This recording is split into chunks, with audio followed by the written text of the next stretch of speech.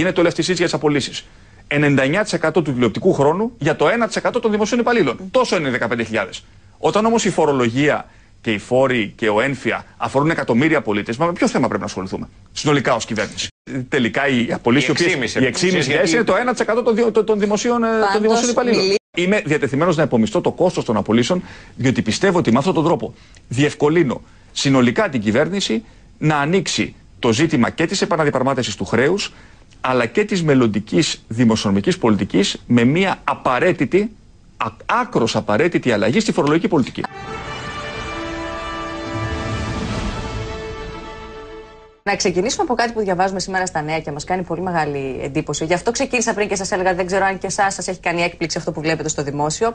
Επιμένουν στο χαρτί και στο μολύβι, γράφουν εδώ τα νέα. Διακοσμητικοί υπολογιστές στα γραφεία των δημοσίων υπαλλήλων αγνοούν τις δυνατότητες του ίντερνετ. Το 60% δεν χρησιμοποιεί email. Έχετε εσείς αυτή την εικόνα, είναι έτσι τα πράγματα? Καταρχάς, να ξεκινήσουμε από το γεγονός ότι είναι εξαιρετικά θετικό ότι έχουμε πια μια βάση απογραφής δεδομένων που αφορά τους δημοσίους υπαλλήλους, το οποίο να μας επιτρέπει να γνωρίζουμε τα χαρακτηριστικά των υπαλλήλων που εργάζονται στο ελληνικό δημόσιο. Το λέω αυτό διότι πριν από κάποια χρόνια δεν γνωρίζαμε πόσοι ήταν οι δημόσιοι υπάλληλοι. Σήμερα το γνωρίζουμε επακριβώς πόσοι είναι. Άρα αυτά τα στοιχεία που έχει η έρευνα της συναδέλφου... Είναι τα στοιχεία της απογραφής, την οποία... Άρα η μόνιμη είναι 527.000 και η αορίστου 48. Αυτά είναι τα τελευταία επικαιροποιημένα στοιχεία. Αυτά είναι τα τελευταία επικαιροποιημένα στοιχεία, και αν κάνετε μια χρονική προβολή και επιστρέψετε στο 2009, θα διαπιστώσετε ότι υπάρχει μια σημαντικότατη μείωση του μεγέθους του δημοσίου κατά περισσότερους από 200.000 υπαλλήλους. Βέβαια, το μεγαλύτερο κομμάτι της μείωσης προέρχεται από το γεγονός ότι περιορίστηκε πάρα πολύ ο αριθμός των συμβάσεων ορισμένου χρόνου. Και αυτό έχει την αξία του. Και η υπόλοιπη μείωση προήλθε από την αναλογία 1/5, περισσότερες ταξιδοτήσεις, λιγότερες προσλήψεις. Το λέω αυτό πριν έρθω, γιατί δεν θέλω να παρακάμψω το ερώτημά σας για τη χρήση του ηλεκτρονικού υπολογιστή. Το λέω διότι έχουμε φτάσει πια σε ένα σημείο όπου έχουμε ένα δημόσιο το οποίο ως προς το μέγεθός του είναι δημοσιονομικά βιώσιμο. Η επόμενη μεγάλη πρόκληση είναι τώρα να κάνουμε το δημόσιο αυτό αποτελεσματικό και φιλικό προς τον πολίτη. Και εκεί μπαίνει η συζήτηση και για τη χρήση νέων τεχνολογιών στο δημόσιο. Αυτή τη στιγμή να επιμένετε, και δικαίως, ότι το ζήτημα με το δημόσιο δεν πρέπει να είναι μόνο το πώς θα παρέμβουμε ποσοτικά σε αυτό, αλλά το πώς θα παρέμβουμε, αν θέλετε, ποιοτικά. Το πώς θα παρέμβουμε ποσοτικά είχε μια πολύ μεγάλη σημασία, διότι τα 4 τελευταία χρόνια η μισθολογική δαπάνη του δημοσίου, το πόσο δηλαδή πληρώνει ο Έλληνας φορολογούμενος για το δημόσιο το οποίο τον καλύπτει και τον εξυπηρετεί, αυτή η δαπάνη μειώθηκε κατά 8 δισεκατομμύρια ευρώ. Δεν θα υπήρχε δυνατότητα ποτέ να πετύχει η χώρα πρωτογενές πλεόνασμα εάν δεν υπήρχε αυτή η συρρίκνωση της μισθολογικής δαπάνης. Υπάρχει εικόνα όμως ακόμη στους πολίτες και σε ένα μεγάλο μέρος της κοινής γνώμης ότι το πολιτικό σύστημα δεν θέλει να αγγίξει το δημόσιο επειδή είναι τα δικά τους παιδιά που διόριζαν για τα τελευταία 30-40 χρόνια και αφήνει μόνο τον ιδιωτικό τομέα να τραβά τα LA? Υπάρχει ακόμα αυτή η εικόνα στον κόσμο, παρά όλες αυτές τις μειώσεις που μου λέτε του μισθολογικού κόστους των ανθρώπων που υπηρετούν στο δημόσιο? Υπάρχει αυτή η εικόνα στους πολίτες. Θα σας πω γιατί υπήρχε αυτή η εικόνα και δεν νομίζω ότι πρέπει πια να υπάρχει. Υπήρχε αυτή η εικόνα διότι πράγματι υπήρχαν κατηγορίες υπαλλήλων οι οποίες απολάμβαναν ένα ιδιότυπο καθεστώς προστασίας. Και αυτό συνέβαινε επειδή δεν υπήρχε και επαρκή διαφάνεια στο δημόσιο. Επειδή δεν γνωρίζαμε ούτε πώς είναι οι υπάλληλοι, ούτε πόσο πληρώνονται. Υπήρχε μια εξωφρενική καθυστέρηση. Υπήρχε μια εξωφρενική καθυστέρηση στην απονομή της πειθαρχικής δικαιοσύνης. Υπήρχαν ζητήματα τα οποία συζητούσαμε πάντα, πλαστά δικαιολογητικά, τα οποία κανείς δεν ερευνούσε. Για πρώτη φορά λοιπόν, εμείς τον τελευταίο χρόνο όλα αυτά τα ζητήματα τα έχουμε ακουμπήσει. Και έχουμε εξηγήσει, και το έχω πει και εγώ δημόσια πάρα πολλές φορές, ότι το καθεστώς της ομερτά όπως ίσχυε κάποια στιγμή στο δημόσιο έχει πάψει να ισχύει. Και πιστεύω ότι αυτό έχει περάσει ως μήνυμα. Από την άλλη, εγώ ως Υπουργός Διοικητικής Μεταρρύθμισης οφείλω να αποκρούσω αυτή τη λογική του κοινωνικού αυτοματισμού. Μα έχουμε 1,5 εκατομμύριο άνεργους στον ιδιωτικό τομέα, να έχουμε άλλους τόσους από το δημόσιο. Στο κάτω-κάτω της γραφής, αυτοί οι άνθρωποι οι οποίοι αν φύγουν από το δημόσιο θα πάνε στη δεξαμενή της ανεργίας. Προφανώς, εγώ είμαι ο πρώτος όμως ο οποίος έχω πει ότι όντως το βάρος της προσαρμογής σε επίπεδο αγοράς εργασίας το πλήρωσε πρωτίστως ο ιδιωτικός τομέας. Έχουν γίνει και σημαντικές. Έχουν γίνει σημαντικές προσαρμογές στο δημόσιο. Η διαδικασία αυτή δεν έχει ολοκληρωθεί, αλλά πια η έμφασή μας στρέφεται από το να μικρύνουμε το κράτος στο να το κάνουμε καλύτερο, αποτελεσματικότερο, φιλικότερο για τον πολίτη και τις επιχειρήσεις. Αν το 60% δεν μπορεί να στείλει email, κύριε Μητσοτάκη, πώς θα γίνει πιο αποτελεσματικό? Πράγματι, τα στοιχεία αυτά δεν είναι έρευνα, είναι στοιχεία δικά μας. Καταδεικνύει το γεγονός ότι έχουμε ένα προφίλ υπαλλήλων το οποίο δεν ανταποκρίνεται πλήρως στις ανάγκες της σύγχρονης εποχής.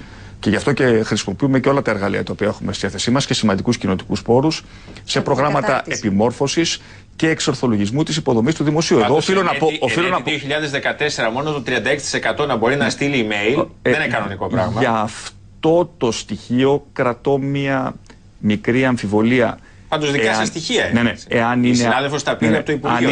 Αν είναι απολύτως ακριβές. Εδώ λέει ότι το 60% δεν μπορεί καν να γράψει κείμενο, λέει, στον υπολογιστή. Ναι, αυτό το στοιχείο δεν ξέρω από πού προήλθε, διότι αυτό το στοιχείο δεν το έχουμε εμείς στην απογραφή. Θέλω να είμαι σαφής. Να το διερευνήσω και να σας πω, αλλά εμείς δεν έχουμε. Για τα emails όμως έχετε. Ναι, εμείς δεν έχουμε στοιχεία. Έχουμε στοιχεία για το ηλεκτρονικό ταχυδρομείο, το οποίο χρησιμοποιεί ο δημόσιος υπάλληλος με την ιδιότητα του δημόσιου υπαλλήλου. Αλλά εδώ οφείλω να πω και κάτι ακόμα. Το ελληνικό δημόσιο δυστυχώς τις τελευταίες δεκαετίες έχει δαπανίσει πάρα πολλά χρήματα σε υποδομές ηλεκτρονικής διακυβέρνησης. Πολλά από αυτά τα χρήματα δεν αξιοποιήθηκαν σωστά. Σήμερα μόλις τώρα αποκτούμε, ως Υπουργείο Διοικητικής Μεταρρύθμισης, δεν υπήρχε αυτό, ένα ολοκληρωμένο μητρό καταγραφής του εξοπλισμού και του λογισμικού που έχει το δημόσιο. Δυστυχώς βρισκόμαστε σήμερα ακόμα στην δυσάρεστη κατάσταση να έχουμε δημοσίους υπαλλήλους οι οποίοι τρέχουν λειτουργικά συστήματα πεπαλαιωμένα, των οποίων οι άδειες έχουν λήξει. Όλα αυτά καλούμαστε να τα αντιμετωπίσουμε. Όλα αυτά καλούμαστε να τα αντιμετωπίσουμε με έναν τρόπο μεθοδικό και οργανωμένο, και για πρώτη φορά πιστεύω ότι και εν ώψη του καινούριου ΕΣΠΑ υπάρχει ένας σαφής προγραμματισμός διαχείρισης των πόρων της ηλεκτρονικής διακυβέρνησης, ώστε να μπορούμε να διορθώσουμε με γρήγορο ρυθμό αυτές τις παθογένειες. Μου κάνουν εντύπωση και δύο ακόμη αριθμοί. Μόνο το 9,6% έχει μεταπτυχιακό τίτλο στο δημόσιο. Παιδί μου, ένας στους 4 λέει μιλάει αγγλικά. Ναι. Και μόνο το 3% έχει διδακτορικό τίτλο.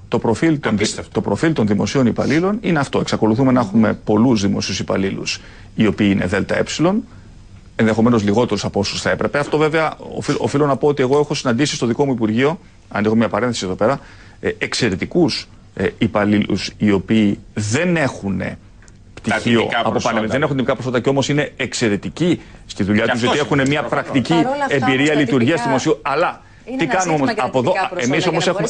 Ναι, αλλά ξέρετε ότι για να αλλάξει ένα προφίλ ενός δημοσίου 600.000 ανθρώπων, αυτό θα χρειαστεί χρόνο. Και πώς θα γίνει αυτό? Με έναν σαφή προγραμματισμό, ώστε αυτοί οι οποίοι να προσλαμβάνονται, στον περιορισμένο βαθμό μπορούμε να προσλαμβάνουμε, να είναι όλοι άνθρωποι υψηλών προδιαγραφών, έτσι ώστε να μπορέσουμε με την πάροδο, με τη φυσική πάροδο του χρόνου, να αντικαταστήσουμε ένα ανθρώπινο δυναμικό το οποίο προσελήφθη με άλλους όρους και με άλλες διαδικασίες, με ένα ανθρώπινο δυναμικό το οποίο θα καλύπτει τις ανάγκες του δημοσίου του 21ου αιώνα. Πάντως στα χέρια σας την καυτή πατάτα του στόχου των 6.500 απολύσεων μέχρι το τέλος του χρόνου. Το ερώτημα είναι αν υπάρχουν οι δεξαμενές για να προκύψουν οι απολύσεις αυτές. Εγώ, κύριε Τζίμα, κλήθηκα πριν από ένα χρόνο να διαχειριστώ μια εξαιρετικά καυτή πατάτα στο μέτωπο της μεταρρύθμισης του δημοσίου. Και πρέπει να πω ότι σήμερα χαίρομαι, διότι ένα χρόνο μετά και οι πιστωτές μας, αλλά και πιστεύω εντός των τυχών της χώρας, αναγνωρίζεται ότι η ατζέντα έχει αλλάξει, ότι έχει γίνει μια σημαντική πρόοδο στα ζητήματα της μεταρρύθμισης του δημοσίου, ότι φεύγουμε πια από τη συζήτηση των ποσοτικών στόχων και πάμε σε ποιοτικές μεταρρυθμίσεις, και όλα αυτά τα καταφέραμε και τα πετύχαμε επειδή ακριβώς ήμασταν συνεπείς και παρουσιάσαμε και δουλεύουμε. Το 6,5 σημαίνει όμως. Θα σας απαντήσω και γι' αυτό. Παρουσιάσαμε και πετύχαμε ένα πρόγραμμα μεταρρυθμίσεων το οποίο είναι συνεπές και το οποίο εκπληρώνει τους ποσοτικούς στόχους για τους οποίους είχε δεσμευθεί η χώρα πολύ πριν πάω εγώ στο Υπουργείο Διοικητικής Μεταρρύθμισης. Η απάντηση λοιπόν είναι ναι.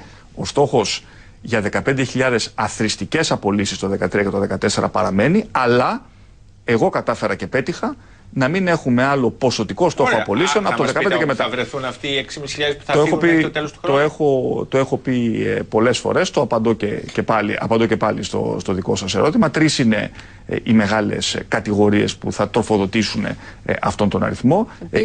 Υπάλληλοι οι οποίοι προέρχονται από το καθεστώς της διαθεσιμότητας και δεν θα επανατοποθετηθούν. Υπάλληλοι οι οποίοι προέρχονται από νομικά πρόσωπα ιδιωτικού δικαίου, των οποίων το μέγεθος πρέπει να περιοριστεί. Αυτή η δεξαμενή είναι μικρότερη από την προηγούμενη. Πειθαρχικά ελεγχόμενοι υπάλληλοι, καθώς και πλαστά δικαιολογητικά. Και βέβαια εξακολουθούμε να επιμένουμε και πιστεύω θα το πετύχουμε, θα σας απαντήσω και γι' αυτό, να αναγνωριστούν ως απολυμμένοι όσοι υπάλληλοι είχαν παραμείνει στο δημόσιο με καθεστώς προσωρινής προστασίας για πολλά χρόνια. Εμείς πάλι ήμασταν αυτοί που αντιμετωπίσαμε και αυτό το καρκίνωμα και το έχουμε αντιμετωπίσει. Η αναγνώριση αυτή πόσο μπορεί να μειώσει τον αριθμό των 6.500? Αν τελικά αναγνωριστούν αυτοί πάλι. Είναι λίγο λιγότεροι από 2.000. Επειδή λοιπόν είναι ικανός ο αριθμός και επειδή εκεί δεν τα βρίσκατε με την Τρόικα, αντιδρούσαν οι ελεγκτές, εκεί τι θα γίνει, έχετε feedback αν μπορεί να πάει λίγο καλύτερα το πράγμα? Κοιτάξτε, πρέπει να σας πω ότι οι τελευταίες συζητήσεις με την Τρόικα, και νομίζω ότι αυτό είναι επιτυχία δικιά μας, μετατόπισαν το ενδιαφέρον της συζήτησης, όπως σας είπα, από τους ποσοτικούς στόχους και εστιαστήκαμε πολύ περισσότερο σε ποιοτικές μεταρρυθμίσεις. Παραδείγματος χάρη, πώς θα ολοκληρώσουμε επιτέλους τους καινούριους οργανισμούς των Υπουργείων με πιο λιτές δομές, πώς θα αξιολογούμε τους προϊσταμένους, πώς θα επιβραβεύουμε τους δημοσίους υπαλλήλους, πώς θα απλοποιούμε διαδικασίες για να κάνουμε το δημόσιο πιο φιλικό προς τον πολίτη. Η συζήτηση αρχίζει και μετακινείται από τους ποσοτικούς στόχους σε θέματα τα οποία εμείς βάζουμε στην ατζέντα. Και το λέω αυτό διότι εμείς πήγαμε στην Τρόικα και είπαμε: έχουμε ένα εθνικό σχέδιο μεταρρυθμίσεων. Δεν μας τα ζητάτε εσείς. Εμείς σας λέμε ότι αυτά θέλουμε να τα κάνουμε. Το λέω γιατί αυτό έχει πάρα πολύ μεγάλη σημασία και συνολικά για το πώς θα πορευτεί η χώρα. Η ιδιοκτησία των μεταρρυθμίσεων πρέπει να είναι ελληνική. Το σχέδιο μεταρρυθμίσεων που εμείς προβάλλουμε για το δημόσιο είναι δικό μας σχέδιο. Αναζητούμε τεχνική βοήθεια από το εξωτερικό, αλλά εμείς υπερασπιζόμαστε την ανάγκη να έχουμε πιο λιτές δομές. Δεν μας το επέβαλε κανείς από το εξωτερικό. Θα μπορέσει η ελληνική κυβέρνηση να προχωρήσει σε αιτήματα για φοροελαφρύνσεις? Δηλαδή, αντιλαμβανόμαστε από τη συζήτηση που εξελίσσεται τα τελευταία 24 ώρα και μετά και τη συνάντηση του κυρίου Δένδια με τον κύριο Σόιμπλε, αλλά και από όσα ξέρουμε από το ρεπορτάζ, ότι πρέπει να προχωρήσουμε στο κομμάτι το μεταρρυθμιστικό σε απόλυτο βαθμό, ώστε να μπορέσει η ελληνική κυβέρνηση να θέσει την ατζέντα των φοροελαφρύνσεων. Είναι κάτι το οποίο το λέω εγώ εξ αρχής.